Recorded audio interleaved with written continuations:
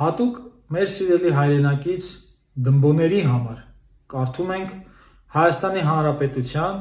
խղճի ազատության և կրոնական կազմակերպությունների մասին օրենքի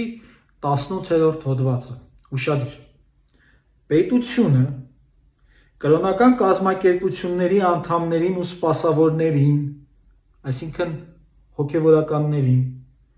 վերապահում է հասարակական ու քաղաքական կյանքին մասնակցելու իրավունք, կրկնում եմ, քաղաքական կյանքին մասնակցելու իրավունք, այլ քաղաքացիների հետ համահավասար, այսինքն հայ առաքելական եկեղեցու հոգևորականները, քահանաները, սակավակները բոլորը իրավունք ունեն ասելու, որ Հայաստանում 385 եկեղեցի հանձնած, մոտավորապես 150,000 հայ առաքելական եկեղեցու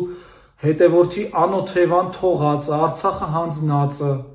իրավունք չունի Հայաստանում լինելու իշխանության։ Եվ սրա հակառակը զրկելը Հայաստանի քաղաքացիներին, այդ թվում կրոնական կազմակերպության սպասավորներին իրենց քաղաքական իրավունքներից կլիներ ապօրինի, հակաքաղաքակրթական, միջազգային իրավունքի խախտում։ Էնպես որ, սիրելի եպիսկոպոսներ, արքեպիսկոպոսներ, տերհայրեր, վարդապետեր, սակավակներ, հանգիստ կարող եք արտահայտել ձեր մտքերը, որ